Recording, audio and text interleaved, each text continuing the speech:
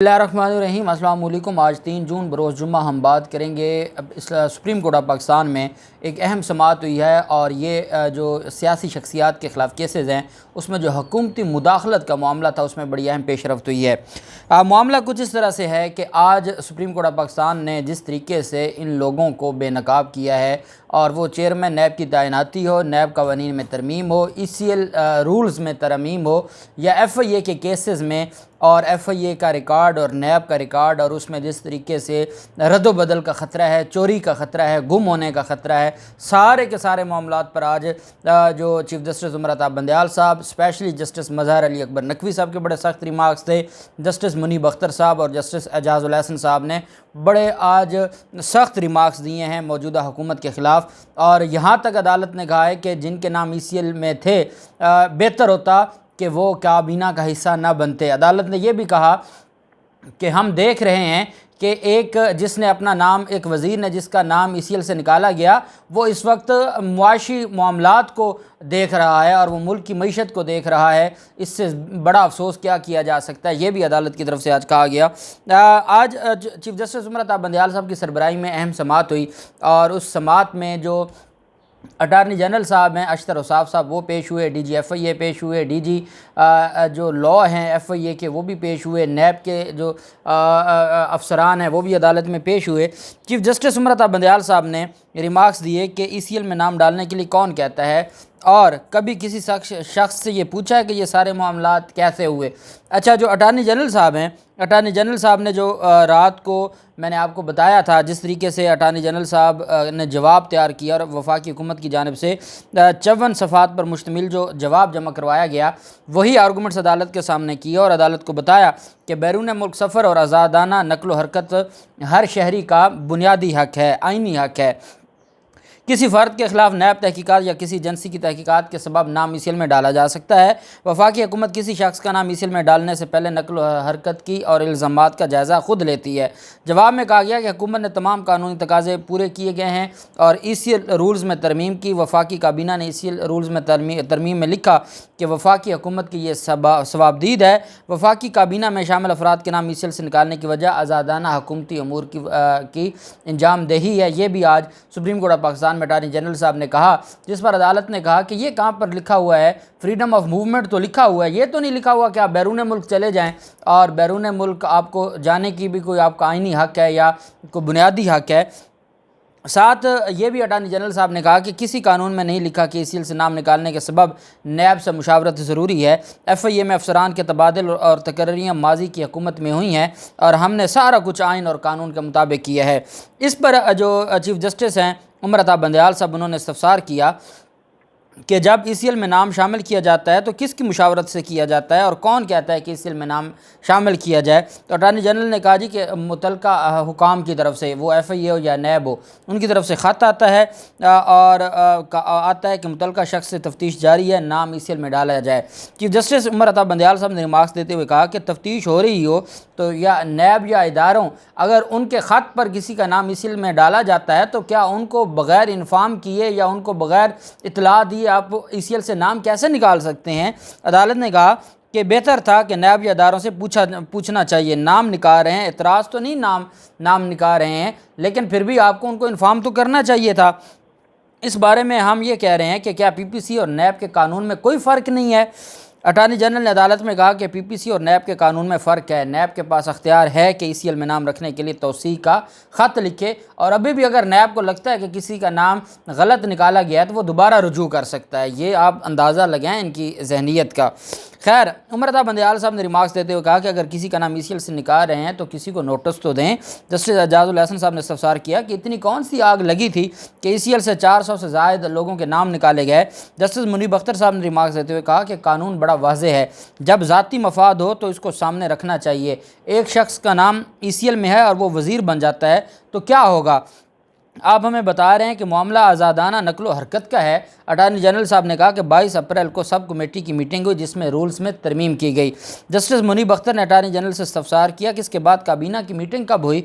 तो chief justice Umar Ata Bandial साहब ने रिमार्क्स देते हुए कहा कि इस वक्त एग्जेक्टिव के फंक्शंस में हम मुदाखलत तो नहीं कर रहे, एक वज़ीर फ़ाइनेंशियल मामलात पर काम कर रहा है اور وہ وزیر خود اس کا نام ECL پہ تھا، اب ہم کیا اس کے اوپر کریں؟ اور میں یہ honourable chief justice Umar Ata Bandial صاحب سے یہ گزارش کروں گا کہ جس دن شہباز شریف کو بلایا گیا تھا اور روسٹرم پر جب ڈپٹی اسپیکر کی رولنگ کا معاملہ تھا، تو کیا اس دن ہماری جو آنریبل کورٹس ہیں ان کو یہ نظر نہیں آ رہا تھا کہ جو اپوزیشن عمران خان کی حکومت گرا کے اور نو کانفیڈنس موشن لا کے اور امریکی سازش کو بھی دیکھے بغیر ڈپٹی اسپیکر کی رولنگ میں آرٹیکل 69 کو جو اس کی دیوار کراس کرنے کے بعد جب سارا کچھ کیا جا رہا تھا، تو کیا پتہ نہیں تھا کہ سامنے شہباز شریف کھڑا ہے، سامنے بلاول زرداری کھڑا ہے، فضل الرحمان کھڑا ہے؟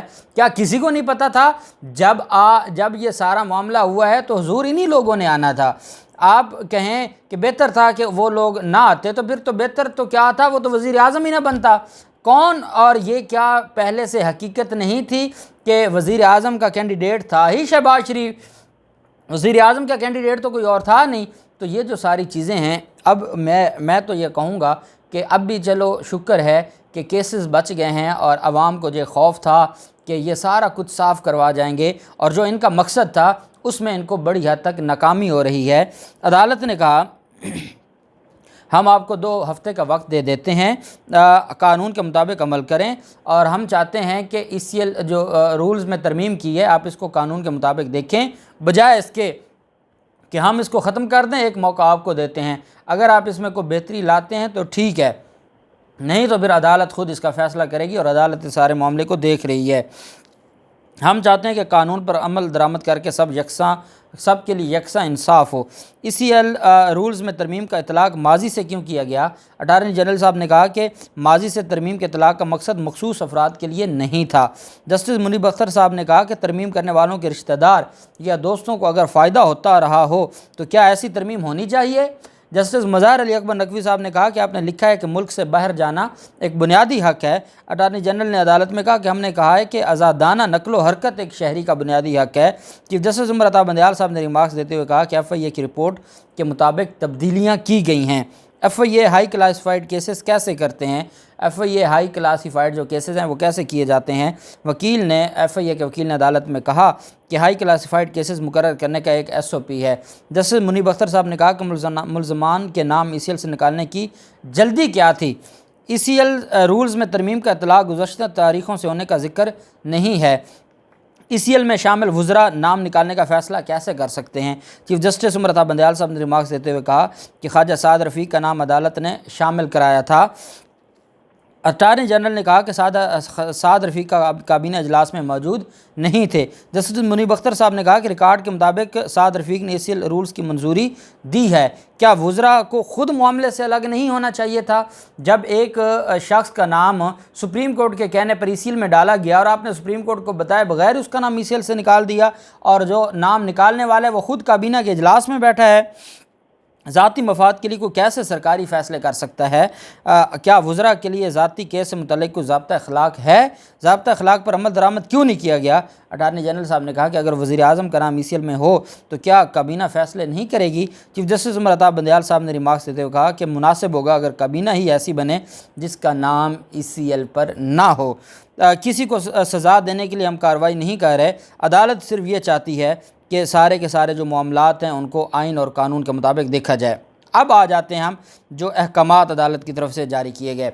عدالت نے جو سب سے پہلا جو حکم جاری کیا ہے نیب اور FIA کو کہ آپ اپنا جو ریکارڈ ہے اس کی سافٹ کاپی یا ہارڈ کاپی آپ سارے جو ہائی پروفائل کیسز ہیں وہ آپ عدالت میں سپریم کورٹ میں جمع کروائیں، کیونکہ خدشہ یہ ہے کہ ریکارڈ گم ہو سکتا ہے، چوری ہو سکتا ہے، آگ لگ سکتی ہے، کچھ بھی ہو سکتا ہے۔ تو اس وجہ سے سارا جو ریکارڈ ہے تمام مختلف کیسز کا وہ اس کی ایک جو کاپی ہے وہ موجود ہونی چاہیے سپریم کورٹ میں، تاکہ سپریم کورٹ میں یہ معاملہ محفوظ رہے، پہلا حکم۔ دوسرا، عدالت نے کہا FIA کو اور نیب کو کہ آپ نے آئین اور قانون کے مطابق کام کرنا ہے۔ اگر کوئی آپ کو زبردستی کہے کہ یہ مقدمہ درج کریں یا کسی کے خلاف FIR دیں، یا کوئی یہ کہے کہ آپ کسی کے خلاف انکوائری کریں، تو آپ سول سرونٹ ہیں، آپ ان کے ملازم نہیں ہیں، آپ پبلک کے ملازم ہیں۔ آپ کو کوئی اگر تھریٹ کرتا ہے یا پریشرائز کرتا ہے تو ہمیں بتائیں، عدالت آپ کو پروٹیکشن دے گی، لیکن کسی کے خلاف جھوٹا، کسی کے خلاف سیاسی انتقام کی بنیاد پر کارروائی نہیں ہونی چاہیے۔ عدالت اس معاملے کو دیکھ رہی ہے۔ پھر عدالت نے کہا کہ جو ECL رولز میں ترمیم کا معاملہ ہے وہ 2 ہفتوں کا ٹائم دیا کہ 2 ہفتوں میں آپ اپنے آپ کو ٹھیک کر لیں، نہیں تو پھر ہم کریں گے اور پھر دنیا دیکھے گی۔ اور عدالت نے کہا کہ یہ جو آپ نے قانون کی دھجیاں اڑائی ہیں ہم اس کے اوپر ہماری نظر ہے۔ پھر چیئرمین نیب کے حوالے سے عدالت نے کہا کہ امید تو ہمیں ہے کہ چیئرمین نیب کی جو تعیناتی ہے وہ آئین، قانون، انصاف اور قابلیت اور ایمانداری کی بنیاد پر ہوگی، لیکن ایک بات حکومت کو بتا دیں، چیف جسٹس صاحب نے اٹارنی جنرل صاحب کو کہا کہ آپ میری بات سمجھ رہے ہوں گے جو میں کہنا چاہتا ہوں کہ ہماری نظر ہے اور آپ دیکھ لیں کہ آپ نے کیا کرنا ہے۔ ساتھ عدالت نے کہا کہ نیب قوانین میں جو ترمیم کی گئی ہے ہم اس کا بھی بغور جائزہ لے رہے ہیں۔ ہمیں پتہ ہے کہ ہم نہیں کبھی یہ ایسا ہونے دیں گے کہ نیب کے قانون کو بالکل ہی فارغ کر دیا جائے اور نیب کے قانون کو ایک ڈیڈ ڈاکومنٹ بنا دیا جائے، یہ ہم کبھی نہیں ہونے دیں گے۔ عدالت نے کہا ہم اس کا جائزہ لے رہے ہیں۔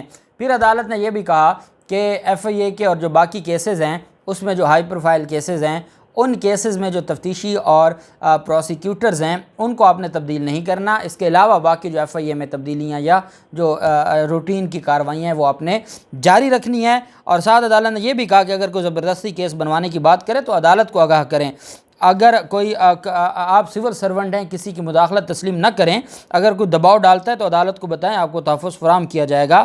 عدالت نے یہ بھی کہا کہ نیب بھی یقینی بنائے کہ اس کا ادارہ کسی کے خلاف انتقام کے لیے استعمال نہ ہو۔